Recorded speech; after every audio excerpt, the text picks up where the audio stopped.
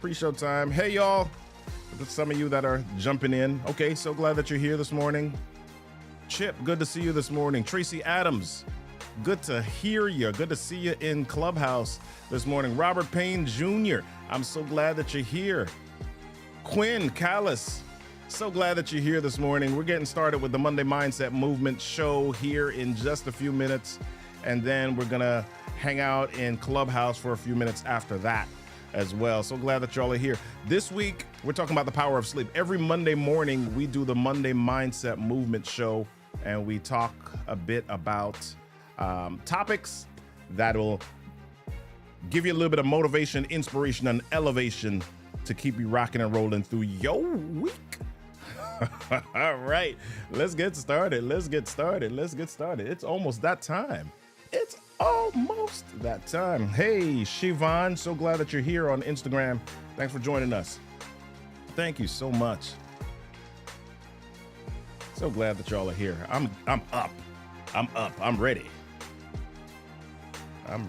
Let's go. All right, here we go.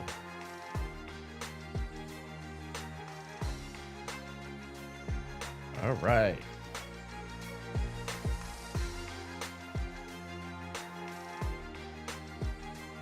Hey, y'all. Welcome to the Monday Mindset Movement. I'm your man, Robert Kennedy III.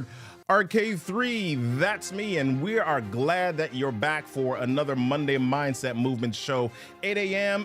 Eastern Standard Time, Eastern Daylight Time, whatever time it is on the Eastern Coast of the United States. So glad that you join us for this. So my question this week is this: how many hours do you sleep?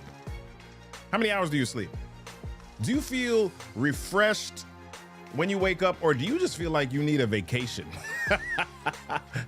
We're going to talk about sleep today. Do me a favor. If you want to get notified when we go live, text GO LIVE, GOLIVE, to 240-55-STORY. Go ahead and text GO LIVE to 240-557-8679. And you can get in touch with us or get in touch with me by going to Get in Touch with RK3.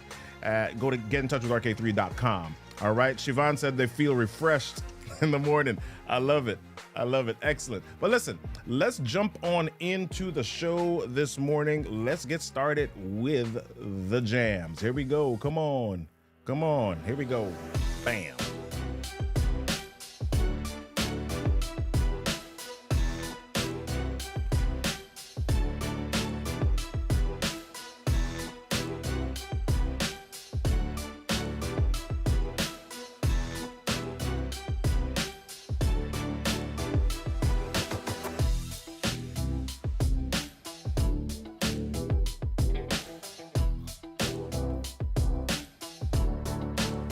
Hey, y'all, what's happening? Welcome to another Monday Mindset Movement show. I'm so glad that you're here this morning. Today, March 20th, 2023. I don't know what you've been up to, but I hope you've been up to something good, because this week is going to be great. Let's rock and roll this week. Monday Mindset Movement, if you've never joined us before, 15 minutes of motivation, elevation, and inspiration designed to get you rocking and rolling through your week. All right, do me a favor. If you want to be a part of the Monday Mindset Movement community, just go to rk3live.com/3M community. We're here on Clubhouse, Facebook, Instagram, Twitter, and YouTube, and LinkedIn. Yeah. So let's jump into our show this morning. Let's jump in. What do we have to say this morning? So when it comes to mindset or personal growth, we often talk about several things. We often talk about our environment. We talk about affirmations and thinking positive. We talk about exercise. We talk about diet. And maybe we might talk a little bit about sleep, but we really don't dig into it that much. We really don't talk about how we operate with sleep. And it's probably the most important thing, right? Because you can survive for a little while without food, okay? You can survive for quite a while without exercising. Most of us survive without positive thinking. We don't thrive. We just survive, right? We're just living. But if you don't sleep, or if you have bad sleep, if your sleep is not effective sleep, then that affects how you operate. Have you ever run into somebody that they're just cranky? They're just grouchy every day. And we say, oh my gosh, you didn't sleep, right? We read that sleep is this thing that we don't talk enough about. But let me ask you something. What is this sleep thing, and what do we call appropriate sleep? So some years ago, I had the week from right. I had this week. It wasn't even a bad week, but I just anticipated it being a crazy week because I had so many things lined up. I had speaking engagements lined up. I had trainings lined up. I had all of these. It was one of those weeks where I was doing something every single day. But I don't know if you're like me, but I just couldn't prepare for all of them at the same time. Some of them were new things, or things that I hadn't done before. It wasn't something that was rinse and repeat. So I had to prepare for it. I couldn't prepare for all of them at the same time. So I focused on one at a time. So what I did that week, I decided that I was going to go to bed, because a lot of them were early in the morning. I decided I was going to go to bed and at about 9:30 at night, and then wake up at about 2 in the morning to do my preparations. So I did that. I did that for the entire week. And here's what I noticed. Actually, before I tell you what I noticed, the next week after I was finished, I went back to my regular routine, which really wasn't regular at all. My regular routine, yeah, I went to bed 10:30, 11 o'clock, and slept that week 7 or 8 hours. But here's what I noticed. In the week where I was going to bed at 9:30 and then getting up at 2, I felt more energized and I felt more awake throughout that week than I did in the week where I was sleeping, going to bed later, but sleeping 8 hours or more some cases. I was getting up and I was dragging a lot of those days. So here's my takeaway from that experience. It wasn't so much about the quantity of sleep. It was more about the quality of sleep. Right? And why am I even focusing on that? Why am I even focusing on that? Well, we hear from our friends, we hear from our parents, we hear from our school, we hear from a lot of people that, oh, when we have problems, we need to sleep 8 hours a night. We need to sleep 8 hours a night. That's the number. It's not 8.5. It's not 9.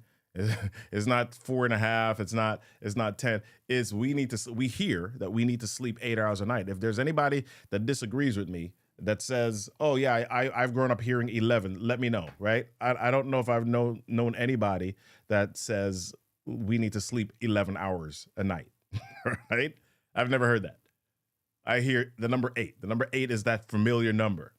So if you look up this term, I was doing some research a couple of weeks ago or some months ago, and I came across this research that was just fascinating for me. And it talked about first sleep and second sleep. Right? First sleep. As a matter of fact, if you look up the term first sleep, you're going to come across this research. And the research talked about what we call polyphasic sleep.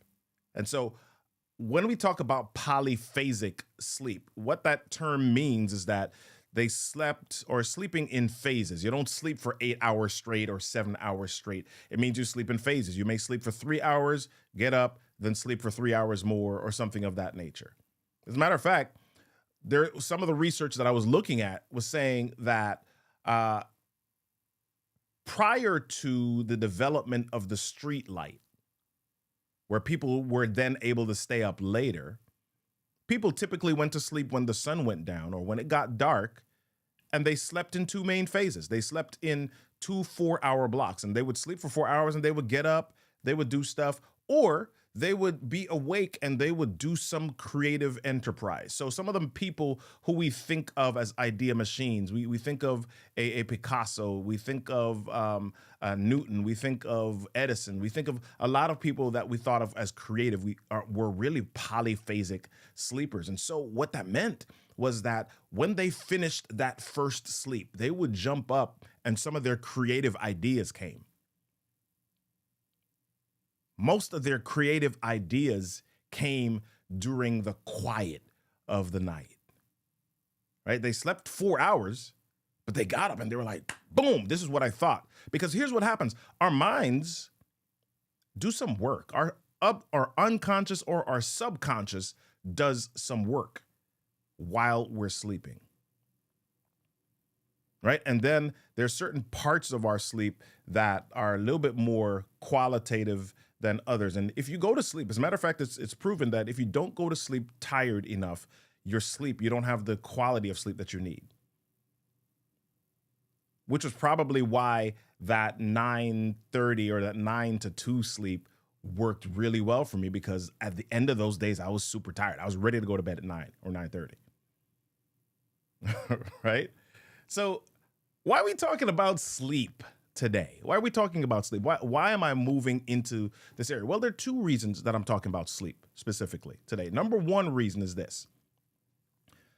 Quite often, we operate according to assumed beliefs and what is popular. Right? We operate according to assumed belief and what is popular. And the assumed belief here is that 8 hours of sleep is necessary. If I'm tired, it's because I didn't sleep 8 hours. And we live in this world where there's a lot of drama and we question a lot of things, but we question external things, but we continue to operate based on assumption internally. Right? We want to operate based on how we feel, but we don't often stop to ask, why do I feel this way? Or we don't stop often to spend the time to process why we feel that way. That's why therapy is such a hard process for a lot of people, especially if we feel like we're doing okay, right? Because it's challenging to question why we feel the way we feel without judging ourselves for feeling the way that we feel. I hope you got that, right? We think about why we feel. We think about how we feel, but we don't often stop to really do the deep work about why we feel that way. That's number one. We operate based on assumption or assumed beliefs. That's number one reason why I'm bringing up sleep. The number two reason why I'm bringing up sleep is that we may not be as powerful as we could be because we keep missing our creative window. If we go back to that idea of polyphasic sleep, they slept for 4 hours, the subconscious was doing some work, and then they got up and they did that work. They started to pour out of their brains what the subconscious work was doing, right? And sometimes we sleep too much, and so when we sleep too much, we don't wake up refreshed. If I go back to that 9 to or 9:30 to 2 time for me, when I got up energized for a couple of reasons. Number one, that was the right amount of sleep for my body at that time. Number two, I woke up with purpose. There was some stuff that I had to do. Part of the reason that we wake up and we're not energized is that we don't have purpose for our day. We don't have something that we absolutely need to do that we're excited about doing. We don't have something that we love to do. We don't have people that we're ready to pour into. We don't have people that we're ready to serve. We just go, we get up and we get ready. We're like, oh my gosh, I gotta go back into the grind today. Right? That's one of the reasons that we're tired. Right? So we're missing our creative windows. So I guess the question that I want to ask to you today is, have you intentionally tried to be creative? When was the last time that you intentionally tried to be creative? And a lot of us are not able to do that because we have not exercised our creative muscle. It is a muscle. It is a muscle. When you're little kids, they tell you to color, right? And so you start coloring, and then you got this picture of a tree, and you start coloring the picture of the tree, and then ultimately somebody says to you, "Hey, you've got to color inside the lines." And so you start coloring inside the lines, and you don't go outside of the lines anymore. And then they say to you, "Hey, trees are green and brown, and they're not purple and orange." And so you stop being creative or imaginative with what you do. Right? So how often do you intentionally try to be creative? How often do you just sit and capture your ideas? That's the reason for this creative window. That's what the idea of polyphasic sleep. That's what it was talking about. Right? So there's this great book that I read that I've been reading through by Dr. Chatterjee, and it talks about the four pillars, how to relax and how to sleep, and how to make the most of your life by embracing those four pillars. And so I want to share with you as we close out today. I want to share with you just four things, four actions for really re-energizing through utilizing the power of sleep and relaxation. And so number one action that I want to encourage you to undertake this week is make relaxation a priority for even 15 minutes daily. Right? Not necessarily sleep time, but 15 minutes of screen-free time, 15 minutes of still time, 15 minutes of just time with you where you can just sit with you and maybe your thoughts and your ideas. That's number one. Make relaxation a priority for even 15 minutes daily. Number two, naps are not just for kids and old people. Right? Naps are a necessity. Naps are a good thing that you might want to just embrace. Right? Naps are essential. So get used to, or don't judge yourself for wanting a nap. Right? So that's number two. Number three action. Establish a sleep routine that maximizes your creative juices. It's not too late to do that. Right? Establish a sleep routine that maximizes your creative juices. What does that mean? And I'm not saying that everybody needs to sleep at the exact same time in the way that they operate. Right? I'm not saying that everybody needs to go to bed at 9 o'clock and wake up at 4 o'clock. I'm not saying that everybody needs to sleep the same 8-hour block, but you've got to figure out what is the sleep routine that maximizes your creative juices. I've learned and I've figured out that for me, that is getting to sleep by 9 or 9:30 so that I can wake up at 2:30 or 3 o'clock. Those times, those days when I'm able to do that, those are some of my most productive and creative days. Am I perfect at it? No, I'm not. I still mess up at it. I'm married. Sometimes my wife wants to talk a little bit longer. Right? And so I don't get to sleep as early as I intended. Right? But that's the goal. That's the idea. That's what I want to push towards. Okay, so establish a sleep routine that maximizes your creative juices. And then the last thing is decide that you're going to make a difference with your waking hours. Decide that you're going to make a difference. Decide that your day is going to be impactful. Decide that it's not going to be impactful by accident, but it's going to be impactful intentionally. What are you doing with your day? Decide you're going to live with purpose. What are you going to do? What are you doing with your day that is going to make a difference in the lives of others? I see my friend Summer Owens in the room, and I'm going to shout her out for just a second because she's got something called the So What Foundation. And when I see her emails, when I see what she does online, I know that she wakes up and she's got this focus and she's got this passion that she's living out each day. There's a purpose that she's living out each day. When she wakes up in the morning, there's no doubt about the fact that she's going to and has got to impact some people with her day. So with you, what are you doing to impact and to make a difference with each of your waking hours? If you're pouring yourself out each day, not only is it making a difference for others, but it impacts how you sleep and how you operate. A friend of mine several years ago, Mark Anthony McRae, had this group that he titled "Live Big, Die Empty."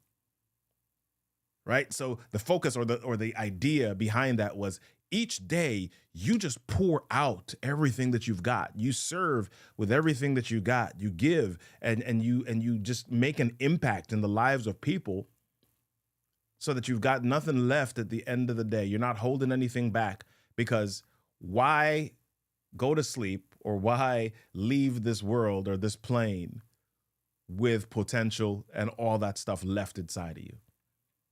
Right? So embrace your sleep, embrace your creative juices and your routine, relax, embrace ideas, and then decide that you're going to make a difference in the lives of others. That's it. That's what we got. That's what we got for today. Okay. I hit the wrong button, but that was kind of fun. All right, y'all. Listen, today is Monday, and we want to shift your mindset to a place of growth. But it doesn't just start and stop on Monday. We want to encourage you to take your Monday mindset into tomorrow and the next day, and the next day, and the next day. Make a choice. Move. Start a movement. Be a movement. Join me next week, Monday at 8 a.m. on Clubhouse, Facebook, LinkedIn, YouTube for the next Monday Mindset Movement. It's been my doggone pleasure hanging out with y'all just for a few minutes on this here Monday morning. I'll see you next time. Peace.